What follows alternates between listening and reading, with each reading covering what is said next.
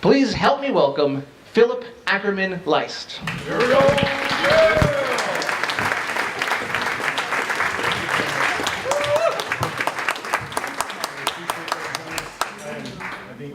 Yeah. Can you hear me? Not yet. No. Or maybe we're not on here. How about that? Yeah, okay, good. I think the different speaking events I've done, I've never had anybody put the audience to sleep before I get up because I thought that was my job. So, but thank you very much, Jonas, and it really is. It's a great pleasure and honor to be here at the Slow Living Summit once again and to be able to share a story with you and also some reflections based on that. Before I do that, I'd just like to say, it was really an extraordinary lunch opportunity to sit down with so many people and have the kind of conversations that we did. I frankly, I didn't quite know what I was supposed to do, but I didn't have to do anything. The people brought the power, and I think that's really the message that's here. So thank you so much for setting up that lunch opportunity. That was fantastic. So I guess we'll, oh, yeah, that was a magic trick. Thank you, Stephen. So I'm trying to follow in Jonas's suit. So I want to share a story here with you, but it's a story that has really been collected over time by a series of partners. I think any good project really is a collaboration, and in this case it's been the same as well. So as I start to dig into this story, just want to make sure you understand that there are other players here. The different photographs and information artworks that you're about to see are from Douglas Gayton here. And actually, I wonder, maybe these lights, is there a set of these lights? And that'll get rid of a little bit of the wash there. That's perfect. Okay, great. Thank you, Stephen. So as you'll see as we're going through here, and very often when I do these talks, I also bring a pop-up show with me of about 23 different images or information artworks that Douglas Gayton has created. And so Douglas is a multimedia genius in many ways and really been extraordinary to work with him. And you'll see his genius as it's evident here as we go along. And then Pier Giorgio Provenzano is Italian. He's a filmmaker who's done the videography that we've been working with and also the audio. And then Michael Durakovilts here is someone that I've known since he was in diapers, who now is an ethnographer in the area. So just want to make sure to acknowledge who those folks are. So the project that we've been focused on now, really since 2014, is studying this small Italian town in the Italian Alps, the first place in the world to hold a public referendum to ban all synthetic pesticides. There are other places in which things have happened that are of a similar ilk, but nothing on quite the scale of what's happened here in the small Italian town. And the Italian town is named Malz in German. It's Malles Venosta in Italian. And what we decided to do as we were putting together this story was the more we heard, the more we learned, the more we realized that this is a story of toppling Goliath. And we live in an age, and I think so much of the time that you're spending here in the next couple of days really is how to find those leverage points for toppling whatever Goliath it is that you're up against. And so, that you'll see more of this. You can check out the website at www.topplinggoliath.org. You can see all of the images that we have here, as well as the timeline that we've broken down of how this whole thing happened. So feel free to check that out. So working and traveling with Douglas has really been quite an honor, and Douglas has taught me quite a bit over time. Oops, uh-oh. We're back. Okay, great. And so one of the things that he talks about is he equates food waste with information waste. And if you're going to travel, for me, 6,000 miles, for him, 9,000 miles from California to get to this small Italian village, then we need to be thinking about information waste. And we need to think about storytelling, because once you get to a spot like that, you need to grab every element that you can. You need to grab the video, the audio, the visual. You need to have the relationships with the people. And so this idea of no information waste is really important. And Douglas's storytelling skills, I think, are also very compelling in thinking about the work that you all are doing. And one of the things that I've really learned from him is that we haven't captured the power of the narrative. And despite the fact that we can feel really good about where Vermont is in terms of local agriculture, organic agriculture, and also the surrounding states here in New England and elsewhere, we still, in most cases, we haven't captured 5% of the market by any measure. Doesn't matter if we're talking talking about local in most cases or organic. So obviously, it's a failure of narrative in many ways, and there's a power of narrative that's being used by others. So a lot of this story is also to try to share with you this notion that we have to understand how to be more powerful storytellers. And so one of the other things that Douglas talks about is being platform agnostic, because we're trying to reach as many communities, as many generations, as many cultures as we can. And so in this particular case, what we've done, we have the book that's here, we have the website, we have the information artworks that you'll see, the pop-up show, videos. So the idea is to try to make sure that every potential audience there can be impacted by these stories in some form or fashion. So that's part of what I'd like to share with you here.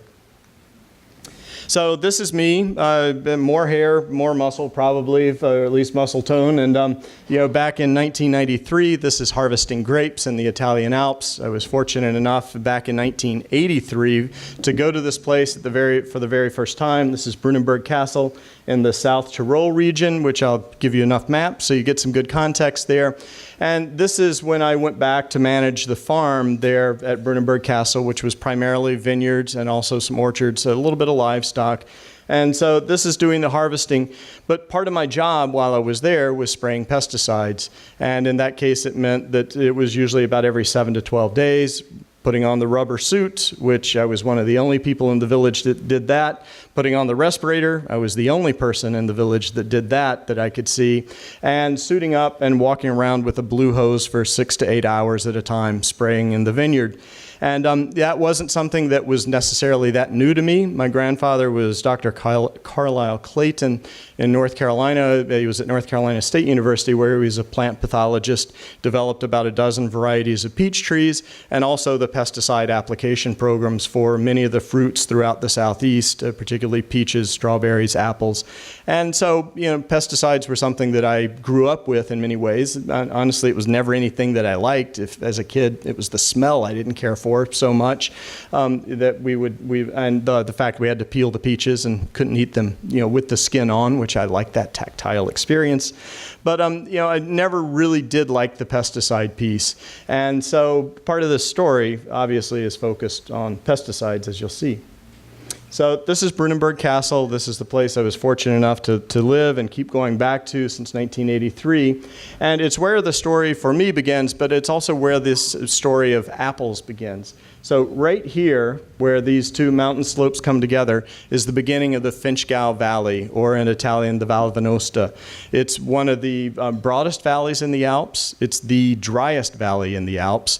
It's spectacular as it winds its way along for just over 40 miles. So this is the lower elevation. So as I was spraying in the vineyard or harvesting grapes, this was the view that I had going into the Finchgau Valley. And the place that I went to escape the rubber suit was to go into the furthest reaches of the Finchgau Valley on my weekends when I could get away, where there weren't apples, and at that point also there weren't many vineyards. So this is the area that I'm taking you to. So this is the South Tyrol region. It was part of Austria until after World War I.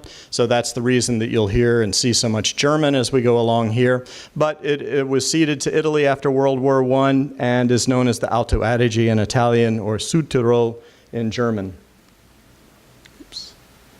So apples aren't something that have been far into this place. They certainly were there in the South Tyrol region by the Middle Ages. This is a photograph from the 1930s of an apple harvest that probably could have thrown a stone and hit these apple growers. I wouldn't have done that. But these apple growers were right below the village. So they were beginning to do things on a little bit more of a commercial scale in the 1930s. But also in the 1930s, also located at about the same place, they were also spraying pesticides. And actually the pesticide use really goes back to about the 1870s, 1880s in this area, where they were using mostly copper and sulfur. But in this case, it's probably Weißöl. It's probably a white oil or a dormant oil that's being sprayed. And as you can see, it's kind of funny. You've got the ox who is pulling the wooden barrel, which has been pressurized, and they're doing the spraying as they typically would have done in the late winter, early spring. But this village where I've spent so many years, this is not what it looked like when I was a student there in 1983. There were some apple trees, but there was nothing like this. And this is what it looks like now. This is the village of Dorf Tirol. And at this point in time, almost the entire village, it seems, is covered primarily by apples, but also by grapevines. And this is what apples look like. This is what you're probably seeing around here in the Northeast. It's certainly what is coming at this point in time with a lot of apple production. In 1973, some of the South Tyrolean fruit growers decided they would go to the Netherlands. The Dutch, as we know here in Vermont as well, have always been fantastic in terms of innovation and thinking about efficiencies. And so the Dutch had developed this, what is called the Slender tree trellis system, using semi-dwarf and dwarf apple trees like you see here. And so you've got the irrigation set up, you've got everything is trellised. It's super efficient in terms of the plantings, the harvesting, the spraying, the pruning. Everything that you do is very efficient when you have a system like this. And then they also have the hail nets. And the hail nets basically cost the equivalent of crop insurance of what it would cost over the period of about 3 years. So farmers invest very heavily in the hail nets. And they also help prevent sun scald, and they also prevent some of the bird damage. But part of what I'd like you to start seeing is this is also a transformation in the landscape. And really in many ways, the apples that I'm showing you here are sort of the equivalent of corn and soy as you see it around the United States where it's planted very heavily. So this is what it looks like, just to give you a couple of examples. And you start to get a sense of it is starting to dominate the landscape. This is actually some friends of mine. This is their apple orchard. And the apple orchards, again, they're so efficient. It goes behind a tractor. This is the harvesting machine, and it's got places for 4 different harvesters to stand, and each one has a little mini conveyor belt. The apples are so treasured there, they're so valuable, that when they pick the apple, they have to make sure they don't break the stem, they can't bruise it in any fashion. They set it down very gently on one of these little conveyor belts. The conveyor belt moves it into a larger conveyor belt, which then very carefully places, not drops, places it into a larger apple bin that's rotating so that there's an even flow of apples going in. So it's just extraordinary in what they've done. And apples there in Europe, if you eat one in Europe, there's a 1 in 7 chance it comes from the South Tyrol. It's the largest contiguous apple growing region in Europe. And also about 8% of those apples are organic. Which is part of the story here as well. And the net profits are astounding. So a farmer who has a hectare, so a hectare is 2.5 acres, a farmer with a hectare typically grosses between 25,000 euros per hectare and 45,000 euros. That's net, that's not gross. Not only that, and the average apple farmer has 4 hectares, but 2 to 4 tends to be the range, and those farmers also pay no income tax, which is a progressive idea in many ways, and that that they wanted to support farmers. But then when you've got farmers who are actually netting 100, 200,000, sometimes 800,000 or more euros a year, then suddenly they've got a lot of cash and they've got the possibility of buying up a lot of land elsewhere. So land grabbing starts to kick into the equation here. So I want to take you back. How many folks know the Iceman? Not personally, but so this is the Iceman. He was found in 1993. He was actually found between the castle and the town of Maltz, up on the slopes at about 3,300 meters, so at about 10,000 feet. So I was actually living there in 1993. And my boss, who was at the castle, was the chief archaeologist for the region. So he came home one night in 1993, and there'd been this sandstorm that nobody was really thinking about, but there was a sandstorm that came from the Sahara Desert and blew across the Mediterranean. Glaciers were already melting, but at that point, as those yellowish brown grains of sand embedded in the glaciers, then everything melted really fast that summer. And so Cito, my boss, came home in September, and he said, well, they found this guy who was uncovered in one of the glaciers, and we're guessing, probably World War I. Then the next night he comes home, he's like, this might be the 1700s. The next night, it's probably even before the Middle Ages. And then by the 4th night or so, it was like, this guy is several thousand years old. And the reason that this is important is because there's a documented food heritage in this region that goes back the age of the Iceman plus 5,300 years. So what did they find when they found Ötzi, as he's known, or the Iceman? It took them 10 years to find his stomach, because his stomach and the dehydration process had gone up. It was embedded underneath one of his lungs. They finally were able, because they're trying not to do too much damage to the cadaver, they finally got to it. And when you find the GI tract, and when you're really interested in criminology, then you can start to find out what it is that that person ate in the last 72 hours of their life by figuring out where it was in the GI tract. And in the process of going through and figuring out what they ate, they found that he actually had consumed 5 grains that are still grown in the area and that are the heritage grains that people are going back to. Emmer, einkorn, spelt, barley, and millet were all found either in his GI tract or they were found on his clothing. Then also there were 2 kinds of smoked meat. So one of those was domesticated, one was wild, both of which are still consumed in the area. The slowberry, as in sloe gin, was also found. He also had some mushrooms with him. So suddenly with Ötzi, with the Iceman, we just had this incredible store of knowledge about food traditions. He also ate some sort of bread. And he also probably was lactose intolerant, or at least mildly so. He came from a dairy culture that existed at this point in time. So suddenly we have a place that has a food heritage, that has this documented history, which is really extraordinary.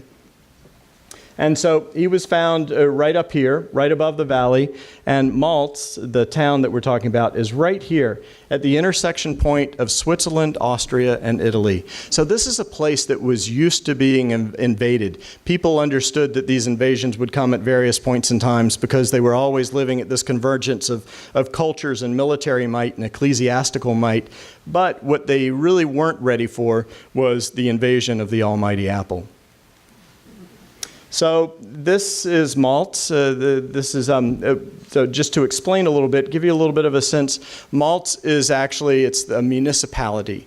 So this is the largest of 11 villages. This is the village of Malz. There are 11 villages associated with it as a Gemeinde, as a municipality, and it covers 95 square miles. So when you start thinking about banning all synthetic pesticides for that kind of coverage for 95 square miles, it's pretty extraordinary. So I was back in 2014 with a group of graduate students that I take every year, every other year, and just totally coincidence, and this is really a series of coincidences as to how I bumped into this story. This is the place where I would go and take people on walking tours for 3 to 6 days to show them the food traditions here.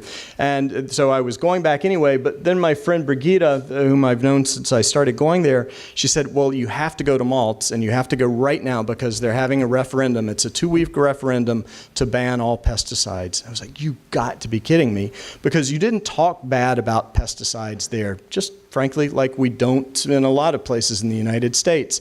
And I said, I don't get it. And she said, well, let me hook you up with a friend of mine, and you can take the students and you can go find out what's going on, because it's a 2-week polling period, a 2-week referendum period. So go check it out. So I redid the schedule, and we went up to this guest house. We went up to see a guy named Konrad, who has this sort of it's kind of a black market guest house. You show up, and then it can be spontaneous, it can be planned. You take whatever it is that he decided to cook that day that he could get from the local farmers. You haggle over the price at the end. Actually, you don't haggle, you just pay gladly. And just an amazing guy. And Konrad was one of those provocateurs who helped move this along. And the reason that he got so interested in it was he was just getting a group of farmers together to form what they called the Kornkammer, which was the bread basket. He was getting a group of farmers together to create a cooperative, a grain growing cooperative, to bring back the old traditional grains and find the markets for those. So he was heavily invested in what was about to happen here in Malz. So this is Malz back in the 1940s. This actually is a Carolingian church, just to give you a sense of history. There are frescoes intact in here that go back to 800 that show shepherds and bakers. And these are the grain shocks. This is a potato field. So it gives you a little bit of sense of what was there. And this is how diverse it was. This is from the 1970s. So you start, just by looking at it, you start to get a sense of this patchwork and how things operated here. So it's what anthropologists would call nucleated settlements. So this area was so heavily attacked in various points in time that farmers actually had their barns and their houses in the village, and then the fields were outlying. And so that small field size really actually makes a difference, because in many cases they're a half hectare to 1, maybe 2 2 hectares. So small. So remember that, because that matters in the story as well. But very diversified. These slopes, the farms that you see here, when we think about sustainability, those farms have been there since 800, 900, 1100. You know, they've been there for now centuries and centuries and maintained those and been able to function, you know, as really living, viable economic entities that have kept the families going. So this is taken, this is a photograph I took 3 summers ago, and what I want you to start paying attention to, I'm going to show you a video here in just a second, is what started to happen here with climate change. So it's a kind of a co-conspiracy of climate change and Apple's profits that really came together here, because with climate change, farmers could plant higher and higher and higher up, to the point where places where I never saw apples when I was a student in 1983, now I see apples everywhere, and I'm about to show you some of those. And in malts, you can see these little green patches are the first apple orchards that are just beginning to come in. And those apple farmers further down in the valley who've made these small fortunes are suddenly able to purchase land from the maltsters and start putting in orchards. So suddenly these food traditions were being threatened in pretty dramatic ways. And this was just to give you a little sense of just how much people valued the purity of their area. This was the first organic hotel in Italy. Yes, there are organic hotels. The first organic hotel in Italy was in Malts. It's now 15 years old. And the reason it was in Malts is it was one of the most pure places that you could actually find in this region of the Alps. So they have an organic garden. They're dependent for all of their things. They're actually talking about the quality of the water that they're used for distillation, as well as that they serve people. And then they also have these they have a distillery right there on site that uses only organic fruits and various herbs as well. So a place that really is pristine, and I'll show you just how pristine here.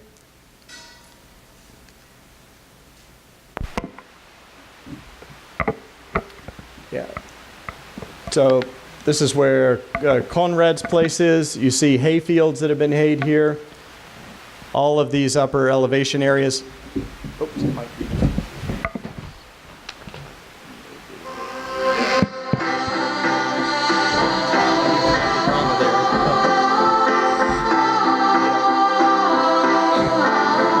So this is the local agricultural school, which is not organic. That's it. The highest Benedictine monastery in all of Europe. That monastery also has the highest vineyard in Europe as of a couple of years ago, which is biodynamically managed. This is the valley. Apples here marching their way up. These are one of the upper villages. These are all high alpine pastures that are used throughout the summer. Shepherd's hut, where you can go get fresh dairy products, a beer, whatever it is you like. So this is all part of malts here.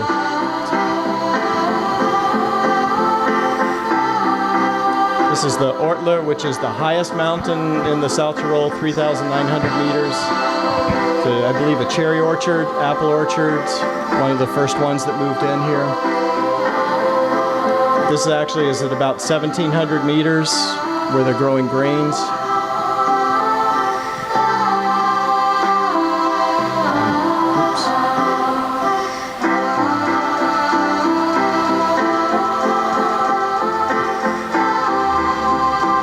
This is an ancient Neolithic cultic site where there's now a church.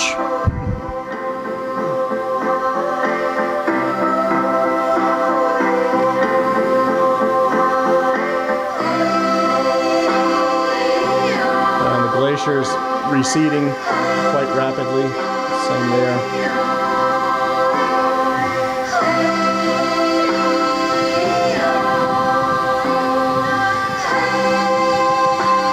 Summer suicide march. And thanks to Red Bull Media. I don't know why they did it, but I'm grateful for that. So that gives you a little bit of a sense of what malts looks like from a topographical perspective. So this is the area that we're talking about. So right in the middle of the valley here, you know, as apples started here, they moved their way up, and what I'd like to show you is what that looks like when it happens. So this gives you a little bit of a sense. This is from the middle of the valley. and it's pretty much apples everywhere you look. This is a family that lives in the middle of that area, and as it turns out, this is Urban, who got into this profession of being an organic herb farmer in a very interesting way. His family had a conventional orchard. He started working for a school there, an institute that was focused on job training for people that had psychological disabilities and trying to find their way back in. So one of the things that he was doing was showing them how to grow organic herbs and then turn those into teas. And he was actually being mentored by another friend who was an organic farmer. That wasn't part of his strong suit.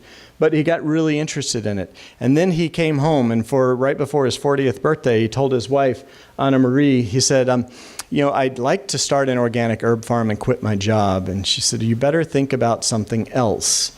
But before too long, he'd convinced the rest of the family, including his mother and father, that they should cut down the apple trees. They were going to leave one as a token, and they were going to convert everything to an organic herb farm. And the sons and the daughter got involved, and they brought all of their skill sets there. So suddenly, they had an organic herb farm that was and still is very successful, and it was sustaining 3 different generations. In the process, though, the apple orchards were moving in until they were completely surrounded by apple orchards. And the first thing that they tried, because they knew they couldn't maintain their organic certification if they didn't do anything, so the first thing was to try to have hedgerows that would actually block the spray. That didn't work. So then they decided they'd have a water curtain, basically, as the translation. So all around the entire perimeter of their farm, they put up these sprayers that would shoot these flat walls of water up 30 feet high, 10 meters high. So whenever the spray was going on outside, they tried to utilize those.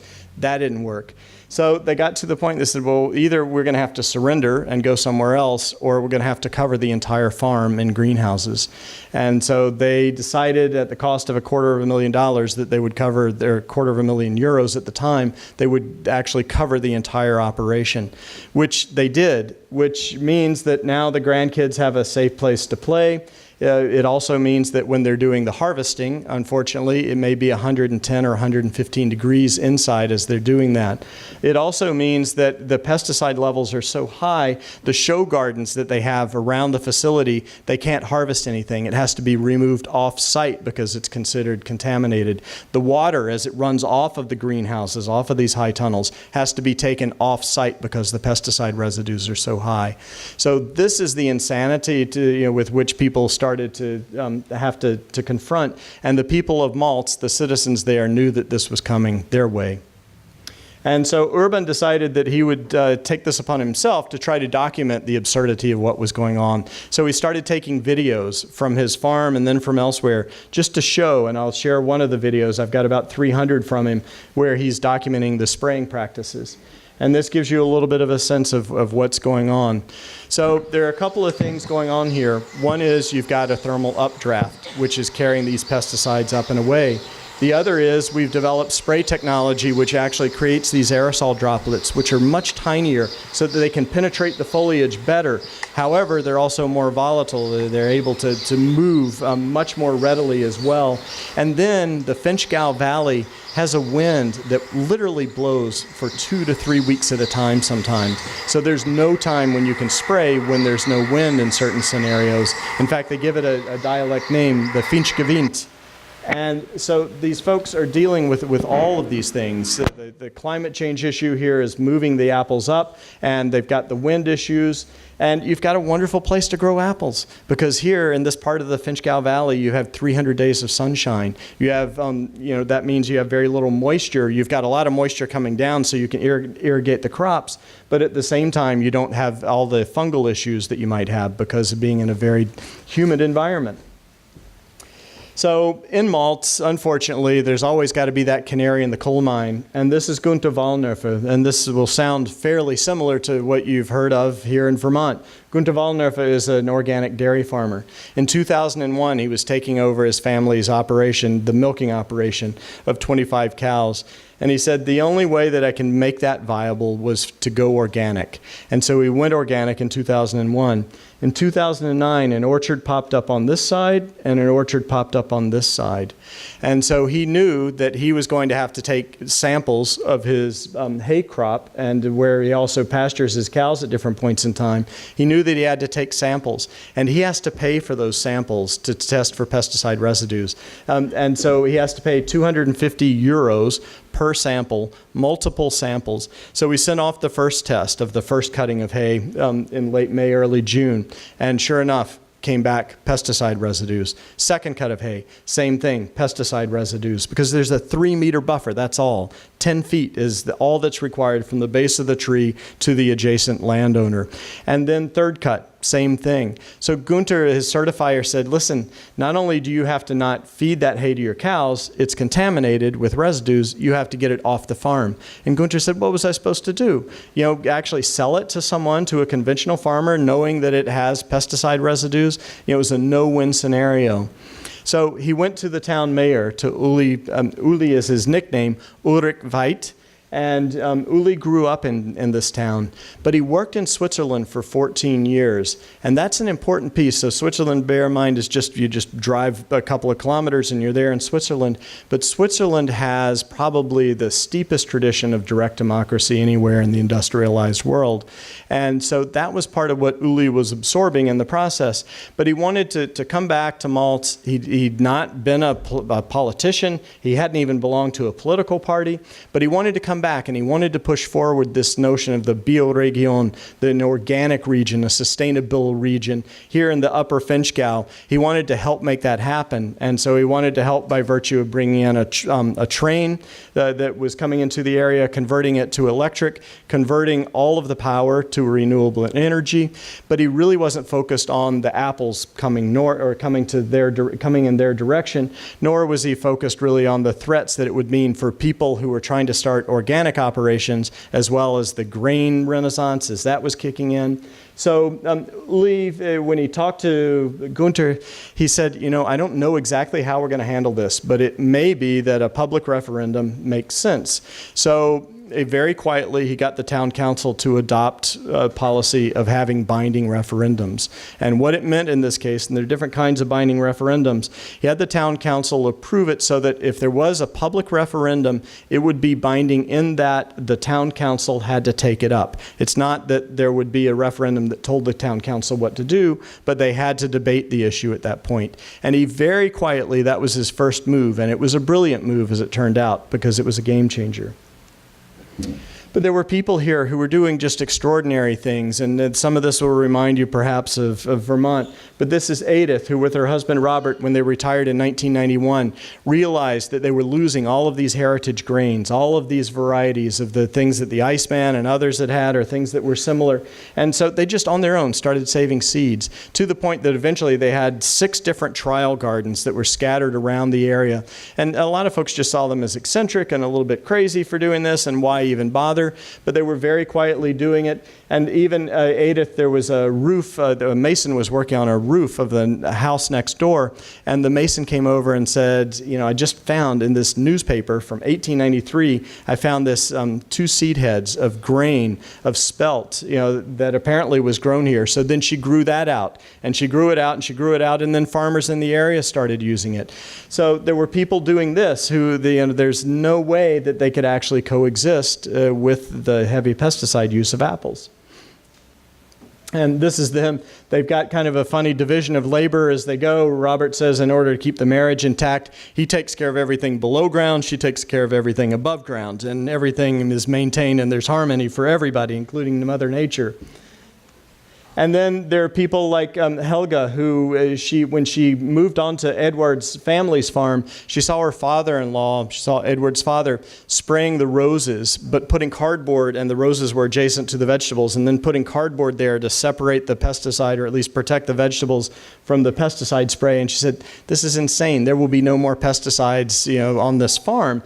And then they continued the family's traditions of growing the grains and of milling the grains and of making the breads and doing all of these things. And so now they actually educate the local school students, they educate other farmers in how to do this, and then they also educate tourists who want to come and learn how to do it.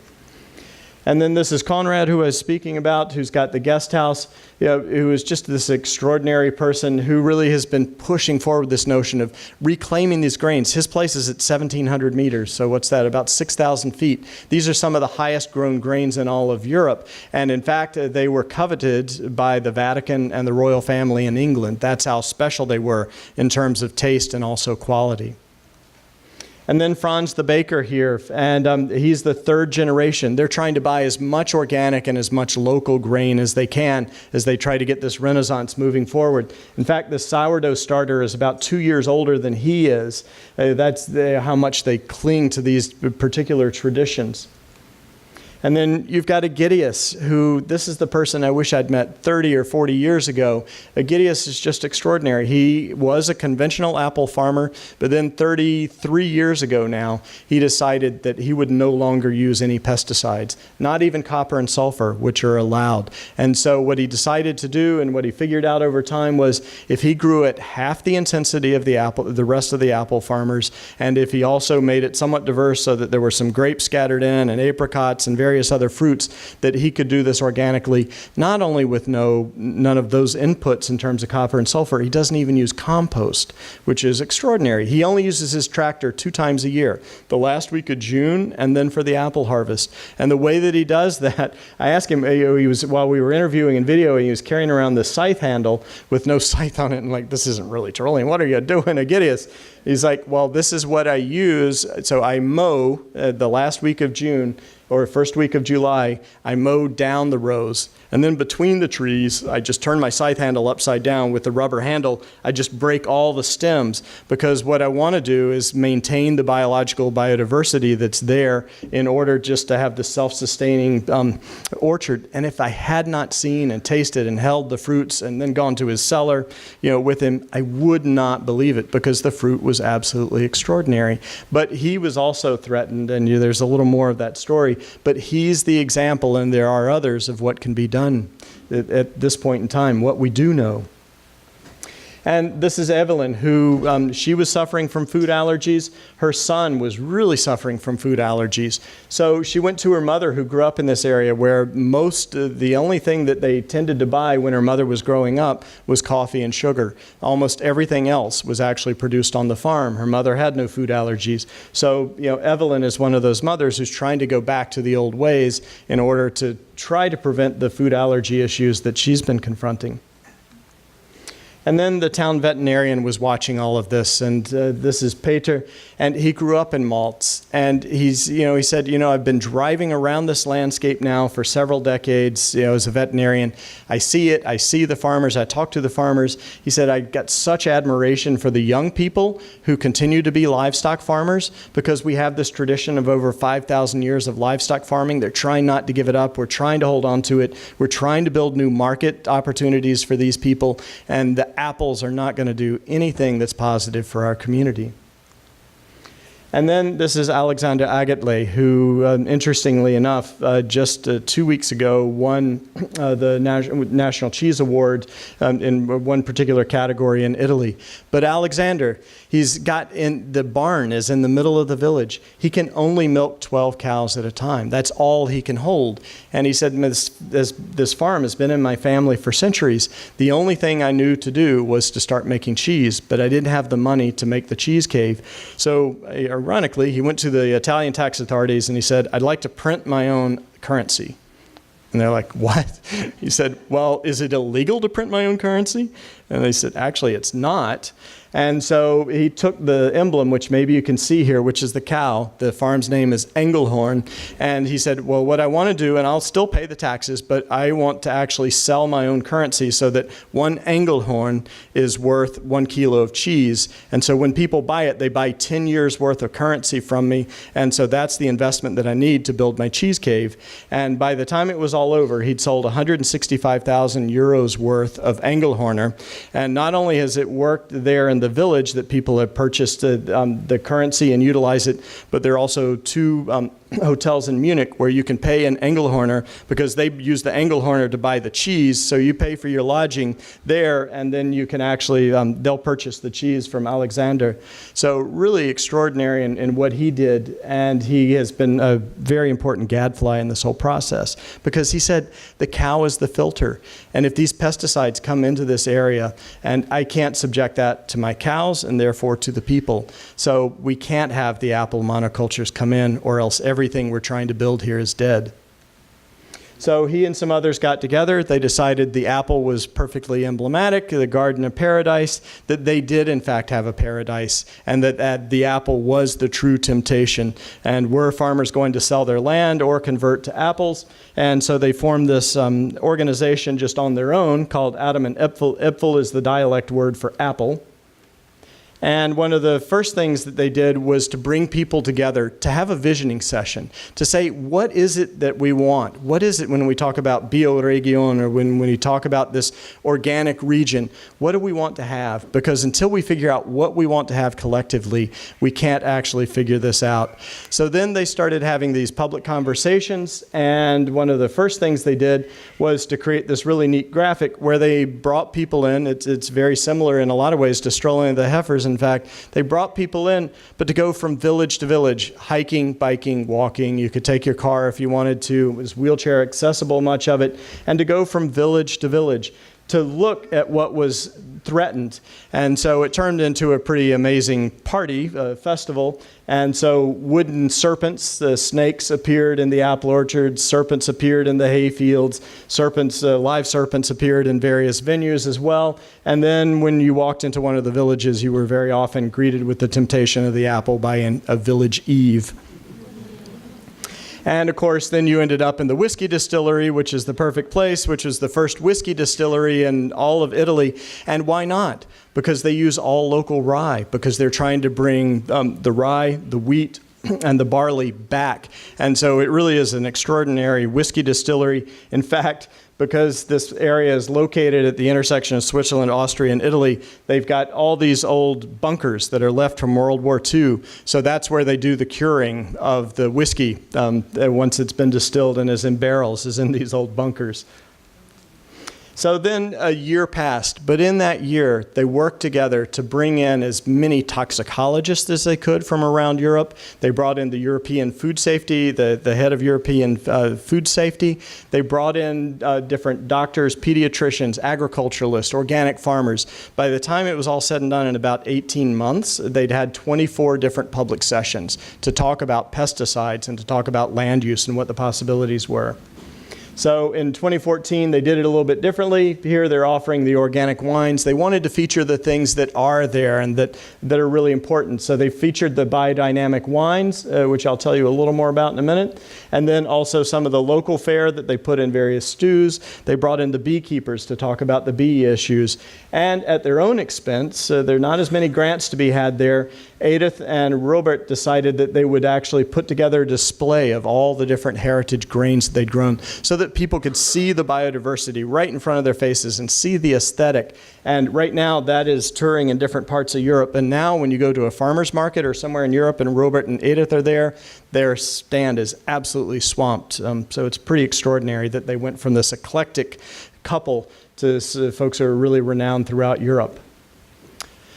So, you know, the issue here really is that we've depicted Alexander here. The issue is that we don't understand pesticides and all of the impacts, and that's what we're trying to portray here.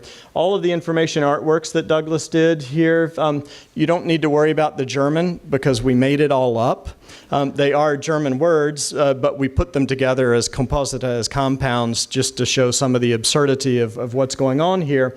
And so in this particular infographic, what we're trying to show is that with pesticides, we don't understand the impacts of the active ingredients sufficiently in a lot of cases. Some cases we do know. Parkinson's disease, just this past week, a research study came out, which actually for the first time really well documented the mechanics of how pesticide exposure impacts Parkinson's disease.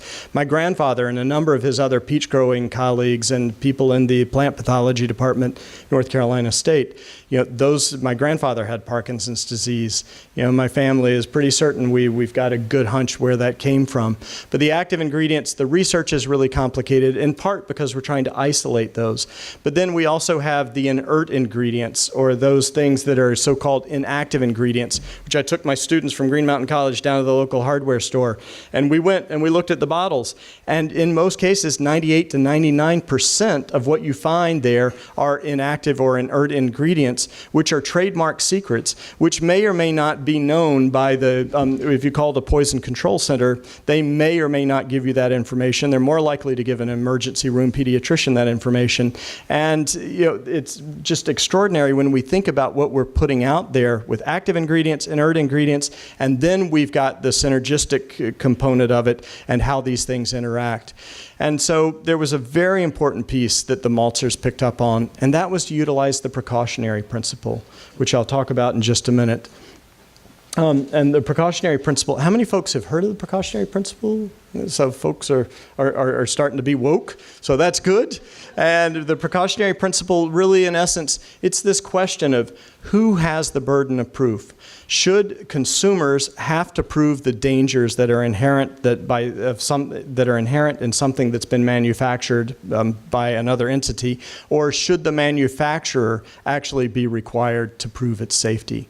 And so that's the big question. And the maltsters picked up on that and they ran with it. It's utilized in virtually every industrialized country throughout the world. The UN uses it. California uses it to some degree. But for the most part in the United States, we don't recognize or utilize the precautionary principle sufficiently. And so when you start thinking about these substances and about the way that they're flying around and thinking about parts per million, parts per billion, who better to have involved in a pesticide campaign than the town pharmacist, the town chemist, someone who understands that the dose makes the poison in so many cases. And so Johannes, whose pharmacy is right in the middle of malts, in the middle of the town, became the town's spokesperson because he understood the science. He read as much as it can be understood. He understood the danger that were associated with this. And he was just adamant that having the pesticides come into his community was the wrong way to go. And as it turned out, he got together with the town pediatrician, Elizabeth Viertler. And Elizabeth grew up in the middle of apple orchards, but she said, I never really thought about it growing up in the middle of it. But then I moved to malts and opened my practice here. And suddenly I'm living in a place where I don't have the smells, I don't have the sounds, I don't have to close my windows and my doors. And she said, and I've also become more cognizant of the fact that the first factor in medicine is the environment. So the two of them got together, the town pharmacist and the town pediatrician, and they wrote a manifesto. And in Italy, manifestos come and the manifestos go. That's a big part of it. But when you get every person who has a PhD, either in pharmacy, people who are physicians, wildlife biologists, dentists, veterinarians, when you get every person but 3 of those individuals to sign on to your manifesto to say that there's danger coming and we need to be aware and be prepared, suddenly that makes a difference. And that's what they did. So they created this amazing brochure where they had the signatories who were very well respected by virtue of their PhDs in environmental and human health. Those folks helped move the needle. And we have to take you now to a different part of the economy and what's going on in malts because, a lot of things, as we know, happen in barbershops and hair salons. And in this case, that's really where part of this story spawned out. So this is Beatrice Ross, who after this was all said and done became the first organic hairdresser in this whole region of Italy and only the second in all of Europe. Because she said, she started thinking about pesticides, she realized what she was putting on people's heads in many cases. And so you never know where you may end up in these campaigns. But Beatrice and Martina got together simply because Martina went in, she'd come back from Zurich, she was raising her kids there, but wanted to come back to Maltz and raise her kids where she'd grown up, where she thought it was going to be safe and a more healthy environment. And she came back, but then she heard what was going on. And as she was having her hair done, there was nobody else in the hair salon. And she said to Beatrice, why is nobody talking about this? And I don't see it in the media. The politicians aren't talking about it. We're holding these public sessions. But, how do we get people on board? Beatrice said, I don't know. It's clear that we need to do something. And so Martina offered to write a letter to the editor if Beatrice would take it around town and get as many signatories as she could. So they wrote wrote a letter to the editor, and they ended up getting over 80 people to sign it. And that letter, and this was the critical piece, called upon the mayor, called upon the mayor to protect the health of the citizens of Malta. And in Italy and the EU, the mayor has the right to do whatever is necessary in order to protect the health of his or her citizens. And that was a key piece. So suddenly it was public, and there was a public cry for having this actually come out and this to be put forward to the politicians. And so the women got together, and I think it's no mistake that it was the women that became the driver. The men had been doing so much of the legwork in trying to put together these visioning sessions and other sessions, but once the women stepped in, it was a game changer. So they decided to call themselves Horlevint, which in dialect means stop right there, don't make another move, don't take another step. So they called themselves Horlevint, got together, and one of the next things they did was to actually get the Tyvek pesticide suits. And under the cover of darkness, they met in one of the barns above the village. They stuffed pesticide Tyvek suits with hay, and then they actually took the warning labels from the different pesticides that are used in the apple industry, put them on there, and under the cover of darkness, the day before the farmer's market, put them all throughout the town square where the market was. And suddenly, when people came to the market in the morning, there were these men that were there, the straw men, if you will, who were all throughout the farmer's market warning of the dangers that were coming. But then they decided to take it another step further. They decided that they still needed to get people woke, but in a very literal way. And so they created a banner campaign, which was fairly secretive. They got as many people involved as wanted to be. And they started creating these banners. The decision was in late July to hang these up from balconies, from garden gates, from all around, to hang them up throughout the village under the cover of darkness, so that suddenly one summer morning, they would appear, and they started making the banners. But as they made the banners, the beekeeper, Pia Oswald, she said, wait, before we go any further, we have to be careful, because we should not be using words that are negative in connotation. We don't want to polarize this community. We want to find the positive. So let's not use the words no, not, never, or ban. And so they started putting together these banners, and they all appeared throughout the village. This is just one example of one that's still hanging up. Protect and use the landscape, keep it free from pesticides for us and for our guests. And that was an important piece from the local economy perspective. A quarter of the economy is driven by tourism here, and about 5 to 6% is driven by agriculture. So they were really wise in targeting the tourism group as well. And even the abbot had come in, he was fairly new. He was surprised to find a bunch of monks who were perfectly fine with using pesticides. And he said, listen, we have this encyclical from Pope Francis. We need to be thinking about pesticide use. So not only did he let them hang the banner, but he also said the communion wine here from now on needs to be organic. And so he put in the highest vineyard in all of Europe, several thousand vines that are all down below here now, so that the communion wine, and then also some that's for sale, is actually biodynamically produced. So they worked and they worked for about 2 years. They put together this referendum, and they decided, they knew that they were going to be under siege if anything was wrong legally. So 2 weeks, the mayor wasn't allowed to speak about it publicly. The town council wasn't allowed to speak about it publicly. You could vote in 3 different venues. You could do it by absentee ballot. You could do it by a 24-hour safety box that was outside, or you could go inside the Gemeinde, inside the town hall, and vote there. And so this ran from August 24th until September 5th, 2014. And amazingly, 76% of the population, with 69% voted not for a ban on pesticides exactly, but for a pesticide-free future. And that was astounding. And that was the first time, as far as we can tell, and I've traveled around a lot trying to find out if anybody else has done this, nobody else took it to this degree. And so during the process, they tried to keep it positive. The sunflower became emblematic in so many ways, and "ja," meaning yes, did appear during the polling period in various ways on the pavement, sunflowers, and the troughs around town.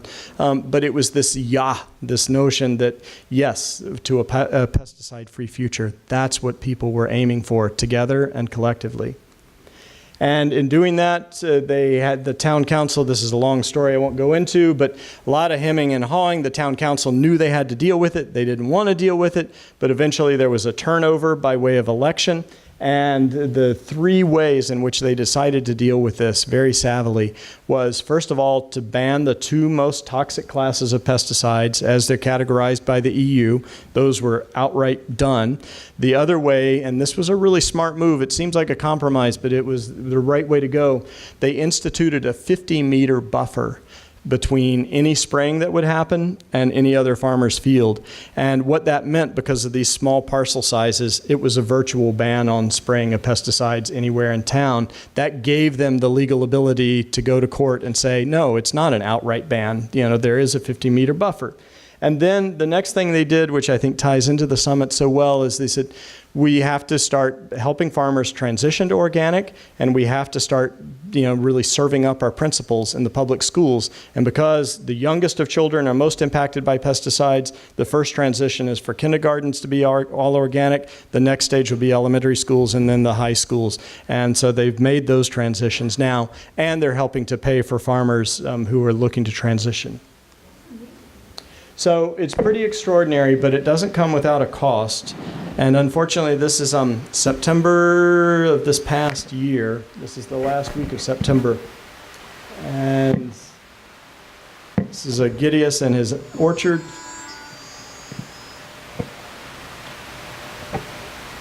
You may start to get the sense of what was sprayed by someone. So someone came through, presumably under the cover of darkness. They sprayed his vineyard with glyphosate.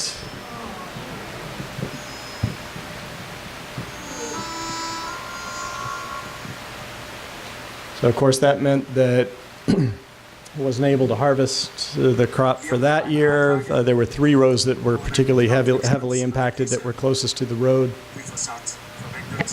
Now he's saying I sent off the test and it came back that the results are that glyphosate was sprayed in the orchard. This is an orchard that I've managed for 30 years with no inputs whatsoever. What it meant in the long run was that, of course, he can't say that he's organic because of the spray.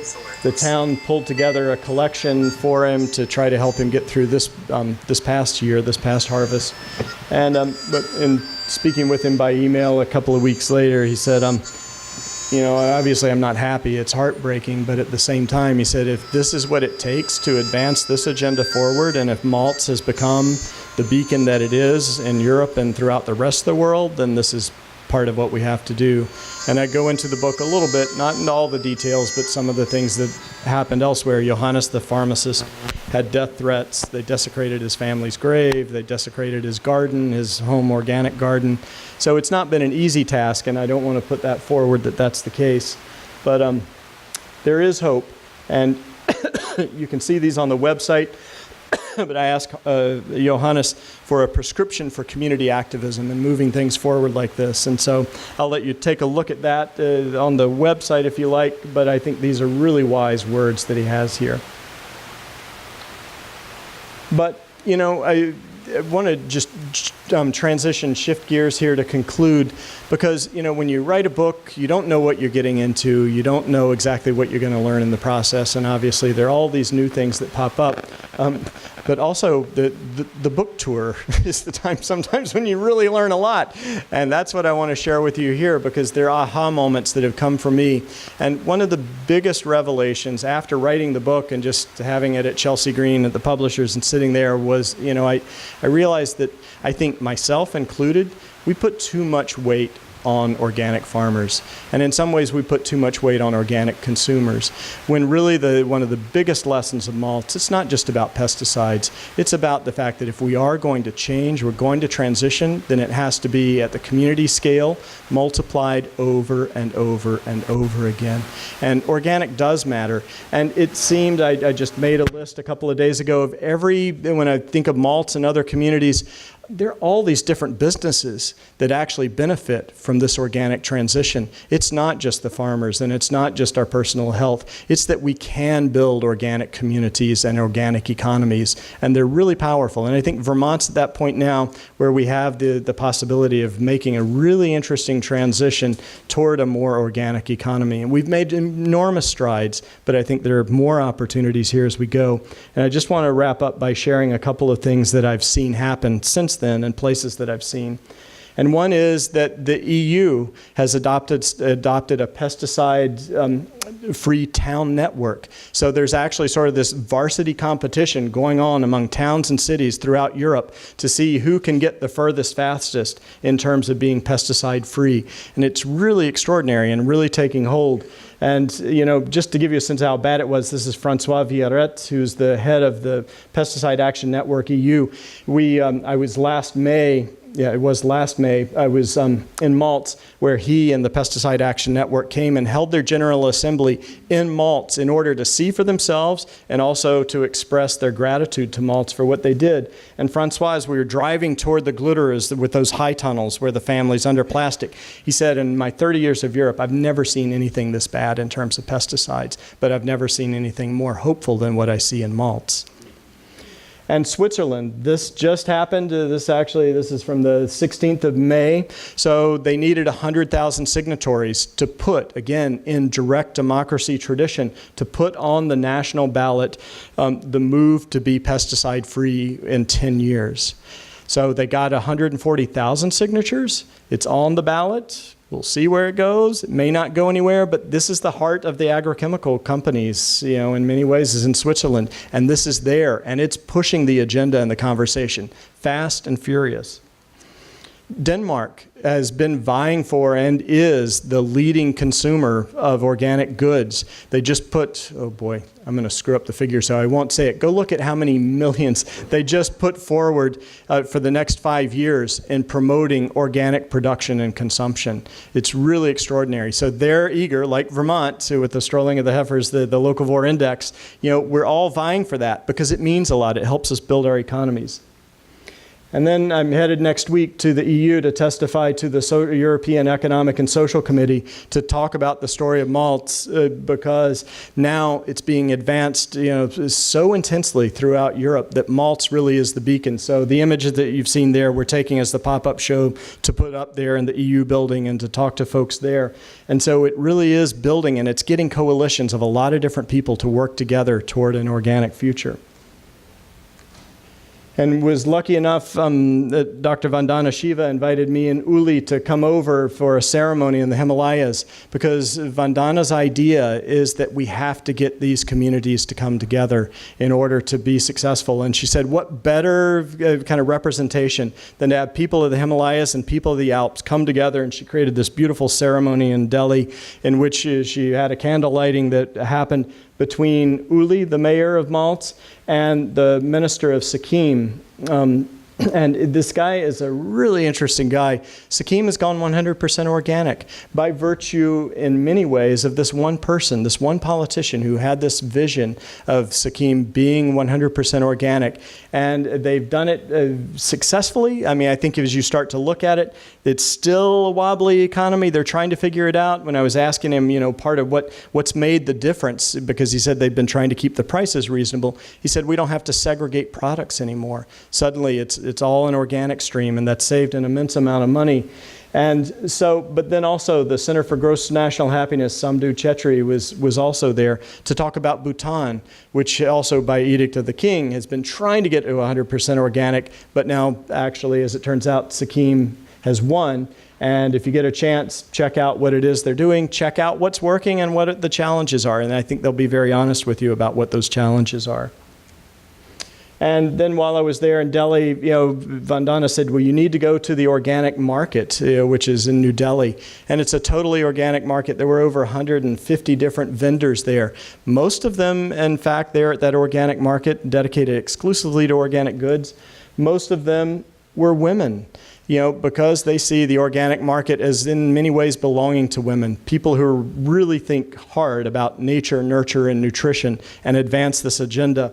And, in going there, I stumbled into this one other woman who made me think of Beatrice, who was selling organic hair colors. So there are all these possibilities that are there that are waiting for us in so many ways to advance this notion of organic communities. And then went with Vandana's staff up into the Himalayas to see what was happening there with organic communities.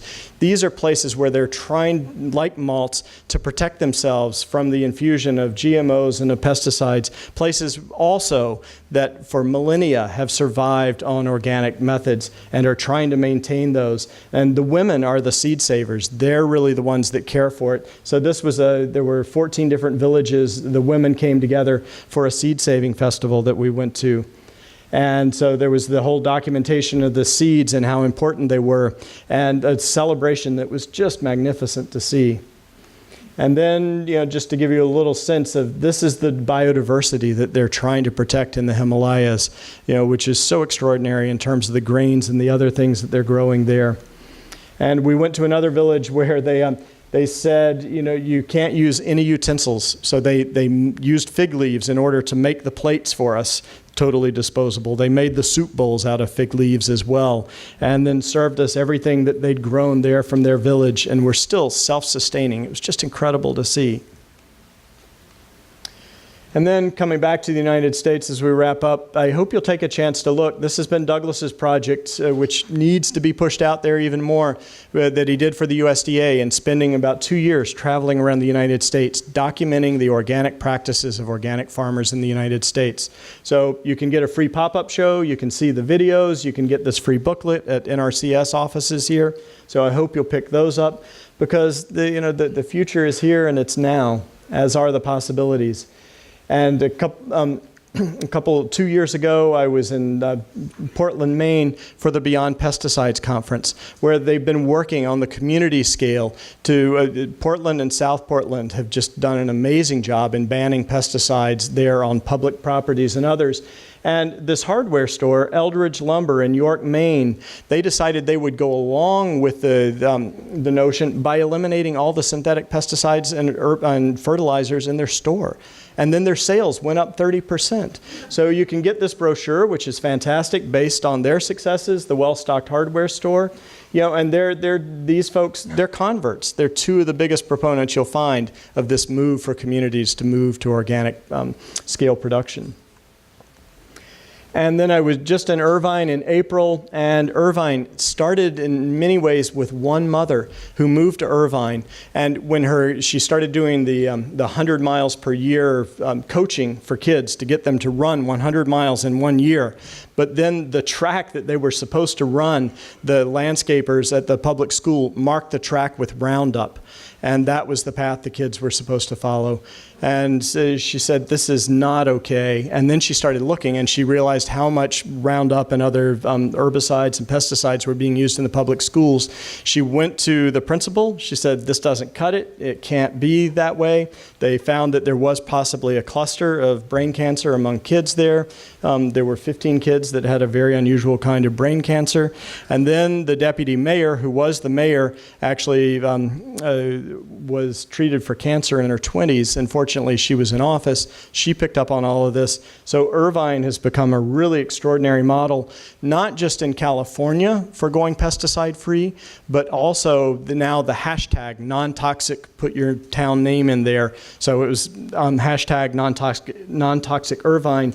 Now it's hashtag non-toxic, and then you put the name of your town there. And this is happening all across the United States. In fact, these people are traveling around to different communities to help advance this agenda as well. So there's a lot of promise, and it's exciting to see where it's going. And for me, the most rewarding thing, the reason I feel like this is possible, is because when I go back to those vineyards that I was spraying back in the 1990s, there was this little kid. He was 5, 6, and 7 when I was there. His name is Nick Therokovilts. He was always running behind. He was always wanting to help me with the pesticide hose. I'm like, Nick, get the hell out of here. Just go.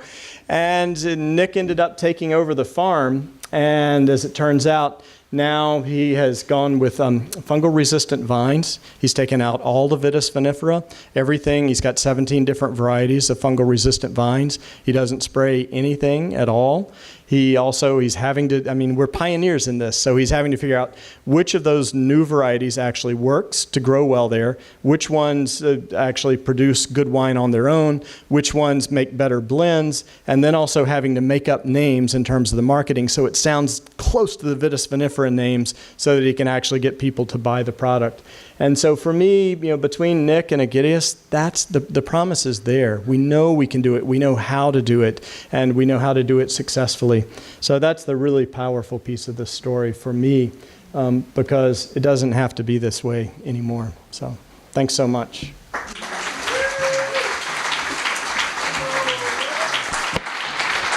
Give it up for Philip Ackerman-Leist. Scott.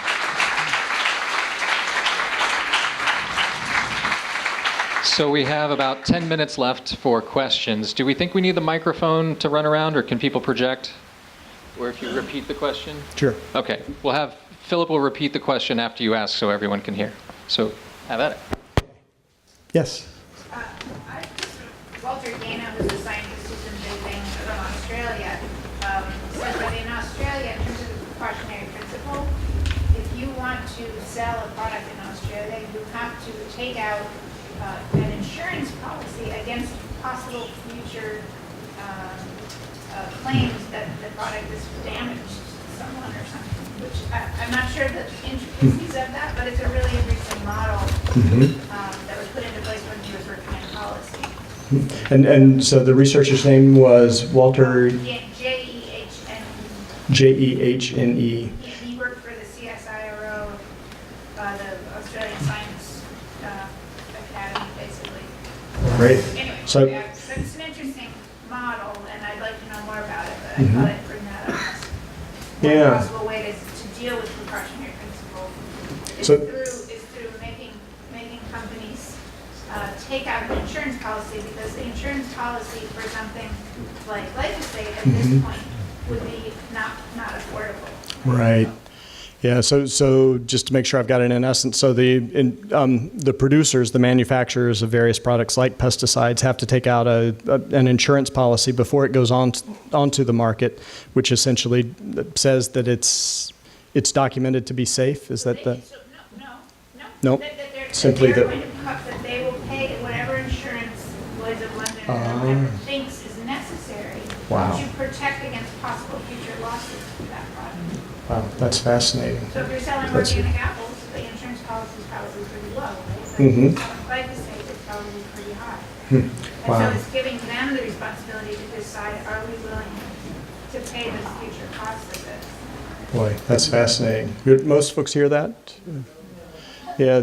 So essentially, it might be useful in some cases, but it essentially take out an insurance policy, and the premium would be based upon, I guess, how the insurance company sees the potential liability of the product. So the price would be lower if you're an organic producer, and then it would be higher for someone who's producing something that may, in fact, turn out to be deemed dangerous. Manufacturer's responsibility to prove to the insurance company that they're not going to have claims. Great. So the burden of proof there is on the manufacturer to prove to the insurance company that that they're not going to get dinged too heavily.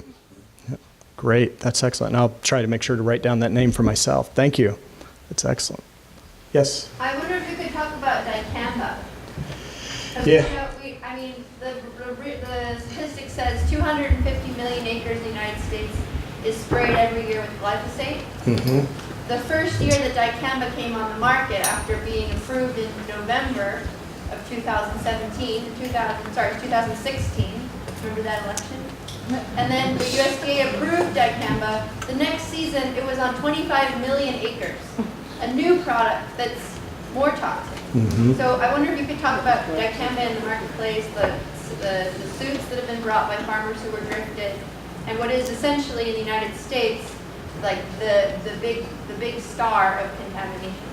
And dicamba is interesting because, with regard to that in terms of pesticides, it's split even the conventional agricultural community, which doesn't necessarily happen. I mean, we tend to end up in our ordinary factions, but with dicamba, because of the volatility of dicamba and the fact that it volatilizes so readily and actually disperses so readily, that's been one of the biggest concerns. So you've got farmers, again, there's this notion of buffers, and farmers who are set next to one another, and if one farmer determines that he or she wants to use dicamba, then very often there are the drift issues that impact the other farmers in the area. That was one of the rare stories that you hear like this, but there was one farmer who shot another farmer in the Midwest last summer as a result of a dispute over dicamba and the drift that was happening. So, talking to friends down in North Carolina, they're really curious to see this summer how it goes in terms of the drift. So the drift of dicamba can very negatively impact crops on other adjacent lands. And there's some, I've seen different studies, and it's always hard to know how to parse it out, but just in terms of dicamba's movement, even, with the lightest of winds, you're seeing figures of 1 mile, 2 miles, but the heavy impacts are usually in a couple hundred yards. Well, it's a conversation that leads a lot of the same way as, let's arm the teachers against school shooters. It's a spray or be sprayed. It's the militarization of agronomy. Mm-hmm. And I think that the cultural impact of that is not yet being examined in public very much. Right. Because you have basically a lot of old men who are out there, spray or be sprayed. And they're 70-year-olds with big nozzles out there. That's it. That's who owns the land, right? It's 70% of the farmland is owned by people over 65.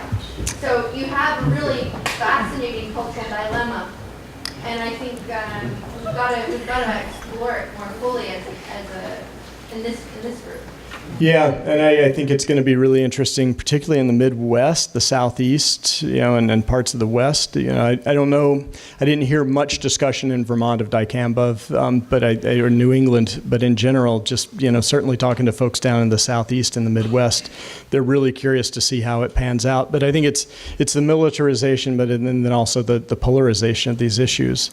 Maybe it actually starts to bring out the issue of the pesticide treadmill a bit more, and that it's not about, and I'm not trying to ding the glyphosate movement or the movement against glyphosate. Glyphosate, is a huge issue in and of itself, but, we're on this treadmill and we keep producing these pesticides, and, things aren't getting better in terms of what we're putting out there. And, just if you look at the news the last couple of weeks, it's really incredibly disturbing, some of the research that's come out. In Germany, you may have seen this. In fact, in the New York Times, the opinion section this past Sunday, there was a really great piece, which was by a Paul Smith professor. It was on insect Armageddon. I don't remember the exact name of the editorial. And basically in Germany, through citizen science, I believe it's 67 different places in Germany, they've been collecting insects for 30 years. And they're realized now that there's a 75% crash in insect populations in Germany. It's 80% during the height of the prolific insect breeding season.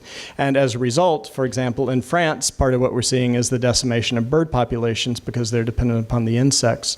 So, all these things are coming out, and if we can get off this notion that it's about one pesticide or even two pesticides, it's about the industry and it's about this pesticide treadmill, and the fact now we have documented evidence that there are alternatives. And I hope if folks haven't looked, that you take a look at the Rodale Farming Systems trial, which has, I think now, 35 years of data, side by side, conventional and organic. It's superb data. And research for organic agriculture in the United States, we dedicate less than 0.01% of our acreage for research in the United States is dedicated to organic. Less than 0.01. Do you feel that there is a significantly increased danger of all the things you're talking about because of the current administration in Washington and your feelings about enforcement versus letting things just sort of slide by?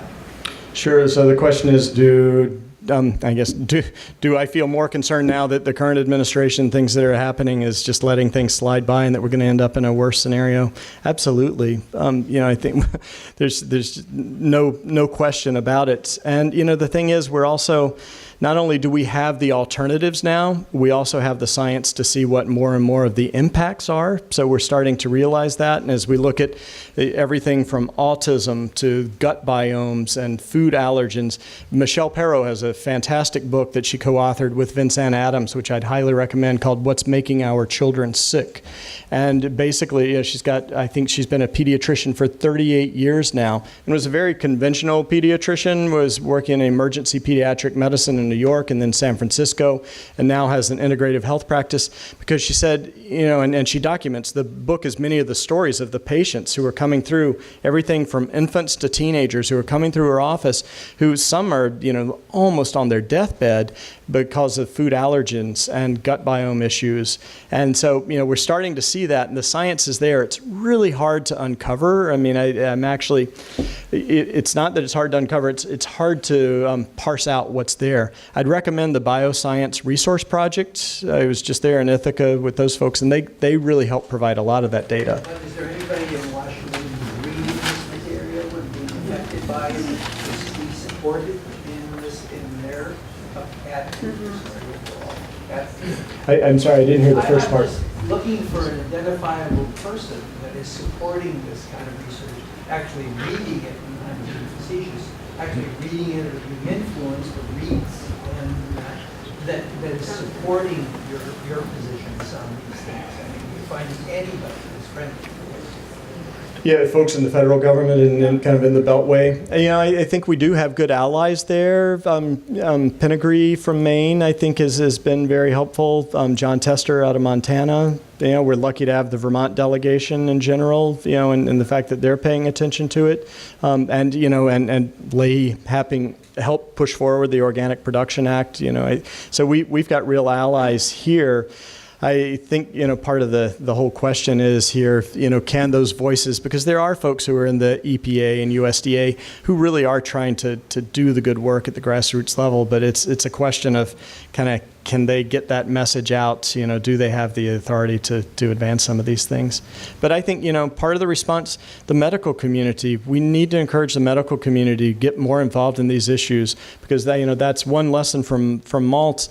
Until we've got people in the medical community making it absolutely clear and public, and not just going to testify on Congress, but getting in the national media, those are the most important allies for this issue at this point in time, because, that human health is nonpartisan, I hope. You can find the citizen science groups, like the MIT Public Labs type kids, Yep. who can do spectrometry on the iPhones. If all these moms can see what's sprayed on the food of their kids that have autism, there's a whole big movement that will come from that as well. And Yeah. there's like who are the Moms Across America? Moms Across America, Zen Honeycutt. She's got a great new book out that is really interesting to check out. And then it reminded me of something, Severin. There was the Emily, blank on Emily's last name, who does the drift catcher for the Pesticide Action Network in California. So going particularly into migrant communities, and using the drift catcher where they can actually capture the drift and have it analyzed to see what's being sprayed there. And those are the people who are the most beleaguered in our food system. It's the workers who are in the fields, who are exposed to it. We were just at the Beyond Pesticides conference in Irvine. The most moving moment there was the panel of 5 young people from those communities who talk about them being sprayed as young workers, their parents being sprayed, their parents walking into the houses without changing clothes, young kids coming up and hugging them and holding them. And, it's devastating. And the food system is built on the backs of the people that we're poisoning the most intensely, which is just sad. I'm sorry I have to stop this. There will be more time to talk to Philip in a break. Give it up one more time. Philip Ackerman. Thank you all. Thanks so much, Stephen.